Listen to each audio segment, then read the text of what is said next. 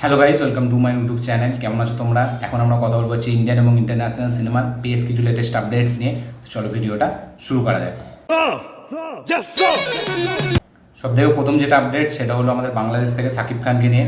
তো কিছুদিন আগে আমি আপডেট দিয়েছিলাম যে শাকিব খান দরদ সিনেমার পর সে একটি নাটক করা ডিরেক্টর ছোট পর্দায়, সেই ডিরেক্টরের সাথে মেহেদি হাসান, ঠিক আছে। তো সে তার সাথে একটি কাজ করতে চলেছে এবং এতে আমরা ইদিকা পলকে দেখতে পেতে চলেছি। ইয়েস, কিছুদিন আমি পরশুদিনই বলেছিলাম যে ইদিকা পলের সাথে সে আবার প্রিয়তমার পর আবার একবার জুটি মারতে চলছে। তো এই সিনেমাটিকে ডিরেক্ট করে মেহেদি হাসান। সে সিনেমা ডিরেক্ট করেনি, ঠিক আছে, সবসময় ছোটো পর্দাতেই কাজ করেছে এখনও পর্যন্ত। তো এই যে ডিসিশনটা, এতে শাকিব খানের ফ্যান্সরা অনেকটা হতাশা। ইয়েস, কারণ তারা চায় না যে শাকিব খান যে ফর্মে এখন আছে, ঠিক আছে, এরকম একটা ডিরেক্টরের সাথে কাজ করুক। এবং শোনা যাচ্ছে এই সিনেমার টাইটেল হতে পারে বরবাদ। ইয়েস, এই সিনেমার টাইটেল বরবাদ হতে পারে, এরকমই এখন আপডেট উঠে এসছে এখনও পর্যন্ত। তো দেখা যাক, শাকিব খানের ফ্যান্সরা কিন্তু খুবই হতাশ। এবং আমিও বলবো যে যেখানে তুফান দরদের মতো সিনেমা হচ্ছে, সেইখানে তারপরে এরকম একটা ডিসিশন নেওয়াটা তার ভুল হবে হয়তো। দেখা যাক পরবর্তীকালে সে কী করে। তো এই সিনেমার টাইটেল শোনা যাচ্ছে বরবাদ হতে পারে। আজকে পরের আপডেট হচ্ছে সোজা সাউথ থেকে। ইয়েস, তো কানাপ্পা বলে একটা মুভি আসছে, তেলেগু মুভি, ঠিক আছে, যেটা একটা ওই দেবতাদের উপর ব্যাকড্রপে বানানো হবে। তো এখানে আমরা অক্ষয় কুমারকে একটা ক্যামিও রোলে দেখতে পেতে চলেছি, এটা তো আমরা জানতাম। এবং প্রভাসও থাকবে এই সিনেমাতে। কিন্তু এখন একটা আপডেট হয়ে আসছে যে এই সিনেমার যে প্লটটা হবে, অক্ষয় কুমারের যে ক্যারেক্টারটা, সেখানে শিবের চরিত্র প্লে করবে এবং তার সাথে সাথে প্রভাস এখানে একটা হিউম্যানের চরিত্র প্লে করবে, মানুষের।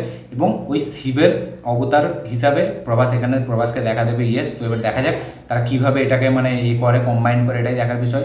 অক্ষয় কুমার সে শিব এবং প্রভাস সে মানুষ থাকবে, কিন্তু এই যে শিবের অবতার অক্ষয় কুমারটা, সেটা আসবে প্রভাসের ক্যারেক্টারের মধ্যে, হিউম্যানের মধ্যে। তো দেখা যাবে সেটাকে কীভাবে স্ক্রিনে আমাদেরকে কীরকমভাবে ফুটে তোলায়, এটাই দেখার বিষয়। তো দেখা যাক কী হয়। আজকের পরের আপডেটটা আবার প্রভাসকে নিয়েই। তো কালকে 2898 এই সিনেমাটির রান টাইম শোনা যাচ্ছে যে 2 ঘন্টা 50 মিনিটের হতে চলেছে। ইয়েস, একটা বড় রান টাইমের সাথে এই সিনেমাটি হতে চলেছে। এবং এই সিনেমার ট্রেলার সংক্রান্ত কিছু আপডেট কালকে আসতে চলেছে। ইয়েস, 3 তারিখে ট্রেলার সংক্রান্ত আপডেট আসবে। এবং তার সাথে সাথে এই সিনেমার রান টাইম 2 ঘন্টা 50 মিনিট। দেখা যায় science fiction film, futuristic film, এরকম যেরকমভাবে প্রমোশন করছে তাদের দেখে মনে হচ্ছে সিনেমাটি ভালো চলবে। দেখা যাক যদি একবার ব্যাটে বলে হয়ে যায়, সিনেমাটা কিন্তু লং রান নেবে। কারণ 3 ঘন্টা এখন একটা সিনেমার কোনো ব্যাপার নয়। অ্যানিমেলের মতো সিনেমা 3 ঘন্টা যদি কেউ মানুষ দেখে নিতে পারে, এই সিনেমাটি কোনো ব্যাপারই না, ঠিক আছে। দেখা যাক সেটা কী হয়। আজকের পরের আপডেট হচ্ছে সোজা হলিউড থেকে রবার্ট ডাউনি জুনিয়রকে নিয়ে। তো তার স্ত্রী সুজান ডাউনি, ঠিক আছে, যে প্রডিউসার শার্লক হোমসের, তো সে জানিয়েছে যে শার্লক হোমস 3 নিয়ে তারা কথাবার্তা চলছে, ঠিক আছে, তাদের প্ল্যানিং করছে। হয়তো খুব শীঘ্রই সেটা হয়তো কিছুদিন পর আপডেটও আসতে পারে কোনো। তো দেখা যাক সেটা হয় নাকি। অলরেডি এর ওপরে একটি সিরিজ আসতে চলেছে, ঠিক আছে, যেটা একটা 19 বছরের চরিত্রের একটা ছেলেকে আমরা দেখতে পেতে চলেছি, একটা হিরোকে এই সিরিজে। এবং তার সাথে সাথে এর প্রডিউসার শার্লক হোমসের তার স্ত্রী রবার্ট ডাউনি জুনিয়রের স্ত্রী, সে জানিয়েছে যে শার্লক হোমস 3 খুব শিগগিরই হয়তো আসতে পারে এবং তারা এটাকে নিয়ে কথাবার্তা চলছে তাদের মধ্যে। তো দেখা যাক সেটা ফাইনালি কবে আসে এবং এটা নিয়ে কোনো আপডেট আসে কিনা, এটাই দেখার বিষয়। দেখা যাক কী হয়। এর পরের আপডেট হচ্ছে বলিউড থেকে জুনায়েদ খান এবং খুশি কাপুরকে নিয়ে। ইয়েস, তো খুশি কাপুরের ডেবিউ হতে চলেছে এই ফিল্মটার মাধ্যমে। এই ফিল্মটা হলো লাভ টুডে, যেটা তামিলের একটা ব্লকবাস্টার ফিল্ম, ঠিক আছে। সেই ফিল্মটার এটা রিমেক হতে চলেছে এবং এর টাইটেল রাখা হয়েছে লাভ ইয়াপা। ইয়েস, লাভ ইয়াপা বলে টাইটেল রাখা হয়েছে। তো দেখা যায় লাভ টুডে ফিল্মটা কিন্তু খুবই একটা হেভি ফিল্ম, ঠিক আছে, খুবই দারুণ একটা ফিল্ম, আপনারা অবশ্যই দেখবেন, তামিলের ফিল্ম। তো সেই ফিল্মটার হিন্দিতে রিমেক হচ্ছে এবং এই সিনেমাটার নাম হচ্ছে লাভ ইয়াপা। এতে আমরা জুনায়েদ খান এবং খুশি কাপুরকে দেখতে পেতে চলেছি। পরের আপডেট হচ্ছে আমাদের বাংলা থেকে। তো কিছুদিন আগে রিলিজ হয় একটা ওয়েব সিরিজ অচিন্ত আইজ। তো এই সিনেমাটির যে এই সিরিজটির যে ডিরেক্টর, ঠিক আছে, জয়দীপ মুখোপাধ্যায়, তো সে আবার একটি সিরিজ আনতে চলেছে, যাতে আমরা প্রধান মুখ্য চরিত্রে অনির্বাণ চক্রবর্তীকে দেখতে পেতে চলেছি। তার সাথে সাথে লোকনাথ দেবও থাকবে এবং আরও 2-3টে স্টার কাস্ট আছে এই সিনেমাতে। এটা ক্যামেলিয়া প্রোডাকশন হাউস, তারা এই সিরিজটাকে প্যাক করবে। এবার দেখা যাক অ্যাডভোকেট অচিন্ত আইজ একটা দর্শকের কিন্তু ভালো পছন্দ হয়েছে, এমন নয় যে সিরিজটা খারাপ, সিরিজটা কিন্তু বেশ ভালো দর্শকের পছন্দ হয়েছে। তো দেখা যাক এবার এই সিরিজটি কীরকম হয়। এই সিরিজটি খুব শীঘ্রই অফিসিয়াল অ্যানাউন্সমেন্ট আসতে চলেছে এবং এটাকে ক্যামেলিয়া প্রোডাকশন ব্যাক করতে চলেছে। এবং দেখা যাক অনির্বাণ চক্রবর্তী এখানে তাকে কীরকম রোল দেওয়া হয় এবং এটা কোন এটা শোনা যাচ্ছে যে মার্ডার মিস্ট্রি হতে চলেছে এই সিরিজটি। দেখা যাক সেটা কীভাবে প্রেজেন্ট করে এবং অনির্বাণ চক্রবর্তীর কাজ এখানে কী হয়। তো দেখা যাক এটা কী হয়। আজকে পরের আপডেট হচ্ছে বাংলাদেশের আপকামিং সিনেমা জঙ্গলি, যে সিনেমাটি এখন ঈদ উল ফিতর থেকে পিছিয়ে গেছে। তো এই যে পিছিয়ে যাওয়ার কারণ, সেটার জন্য প্রডিউসার জানিয়েছে, যারা প্রোডাকশন হাউস তারা জানিয়েছে যে এই সিনেমার যে মেন এটা সেটা হচ্ছে কোয়ালিটির ওপর। ইয়েস, তারা যে সিনেমাটি মানে আমাদেরকে দিতে চাইছে, গিফট করতে চাইছে, সেটা খুবই কোয়ালিটির ওপর সিনেমা, এবং তার সাথে সাথে কিছু শুটিংয়ের দেরির কারণে তারা এই পদক্ষেপটা নিতে হয়েছে তাদের, এবং কিছুদিন আগে ঘূর্ণিঝড়ের কারণে তারা যে সেটটা তৈরি করেছিল সেই সেটটাও ভেঙে যাওয়া হয়। তাই প্রচুর সমস্যার মধ্যে দিয়ে পড়েছে এই সিনেমাটি। তাই জন্য তারা এই ডিসিশনটা নিয়েছে যে এই সিনেমাটি পরে আসবে, কিন্তু ভালো করে কাজ করে কোয়ালিটি অনুযায়ী এই সিনেমাটিকে তারা আনা হবে। এই জন্য এই সিনেমাটি পিছিয়ে যাচ্ছে। এমন কোনো ব্যাপার নয় যে তুফান আসছে বলে পিছিয়ে যাচ্ছে, এরকম না। এই সিনেমাটির কাজ বাকি, ঠিক আছে, তাই জন্য এই সিনেমাটি পিছিয়ে যাচ্ছে, এরকমই জানিয়েছে মেকার্সরা। দেখা যাক এই সিনেমাটির নতুন ফাইনাল রিলিজ ডেট কবে হয়।